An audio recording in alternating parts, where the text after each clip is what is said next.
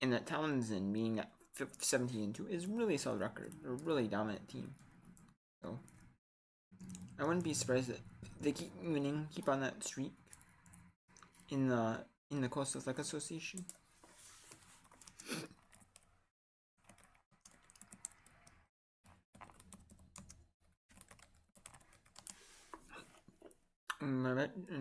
Here, let me see here. You can look, yeah. Townsend is 8-0. They're 17-2 overall, so.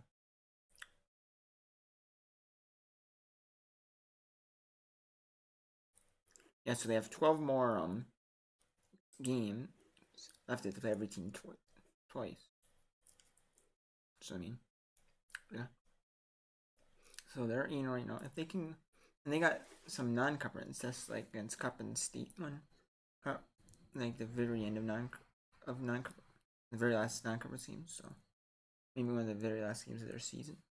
So they can hold on like really well, get like 21, like have a really good streak in conference play. I think they can move up to like an 11 seed, 10 seed, especially when they start to get some like ABCA poll love in the receiving votes, even for just one vote for 25th place. And then Bubble Watch, Georgia Tech has the 6th highest rated schedule, win over Purdue, which is 6th hardest schedule in the NCAA, especially in non-conference. Especially if you and that could be non-conference, which is pretty well. They have a really high non-conference, and then they have a win over Purdue and a number 3 for RPI. That's because of their conference record, and they have a 30, but they have a 500 record though. They have a 500 record. They have a below 500 record. You have to be 500 or above, make it in the NCAA tournament, and it may not because they're under 500 record. But if they can get to 500, but if they can get 500 or above, they got an opportunity, big opportunity to make it into the NCAA tournament. Otherwise, if they don't, they'll be in the postseason tournament in the second tier NIVC tournament. They'll be in the second tier tournament, but that's not what the Georgia Tech Yellow Jackets want. You don't want to be playing your whole tournament on ESPN Plus every game you host in that tournament. You don't want to be playing every single game on streaming services in the postseason. If you're like a team like Georgia Tech, you're a team that's like maybe like UConn last year. UConn made it in this year. We're kind of on that same trajectory. Maybe make it to the second tier volleyball tournament. I would really, be promising, for a team, especially some of these teams. And then you have teams like Arizona who won the NIVC. So some teams, like, if you make it to the NIVC, make it pretty far, like win, usually it helps you out by the time, usually helps you out. Because usually after you song, usually you make it to, and move up to an NCAA tournament. Then you'll slowly start to maybe just make it in there, and then you'll make it, maybe you'll get a win for a little bit. No, you slowly move up. But it's not, but some teams you do not want to be in the NIVC. A team like Georgia Tech with a really tough schedule, a really good RPI, a win over Purdue, their best win of the season. Like, yeah, that's not a tournament you want to be in. But you can go into above 500 with Wake Forest, NC State, and California. And then they have Auburn first out. It could, if they beat Kentucky or Tennessee, they'll, in the next 2 games, they'll move in the field with a win of either team. And then UCF is on the bubble. UCF is an 11 seed.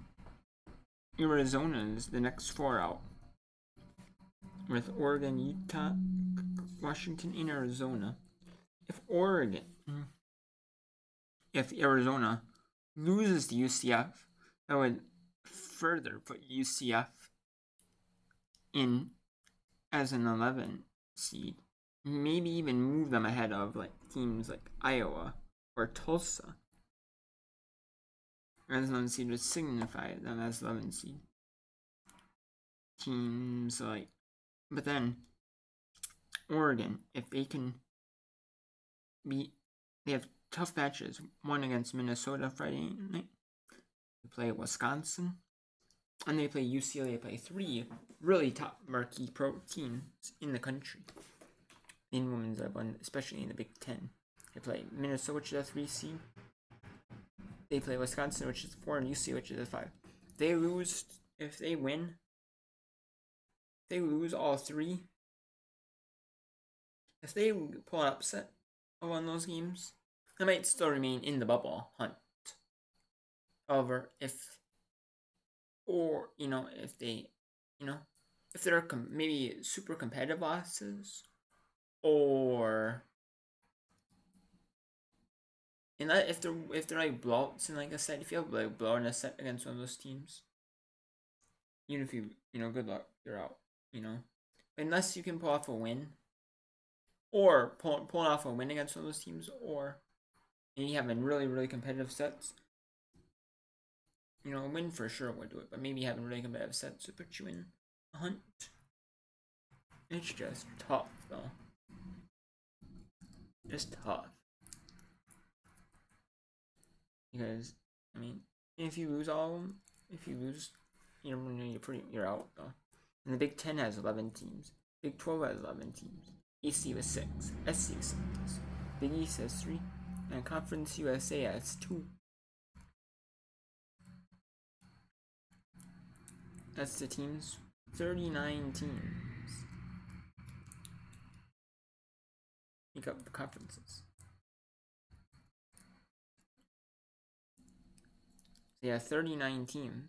These are all the at-large teams with multiple conferences. The multiple teams making it the NCAA tournament. They're taking it the at-large teams. So we got 10 at-large from the Big 10, at-large from the Big 12, EC and SC with 5 at-large, 2 at-large from the Big East, and an at-large Conference USA. Right now it's UTEP with the lead, but Western Kentucky. It's gonna be one of those Western Kentucky UTEP. In as an at-large one will be as a qualifier through their conference rank.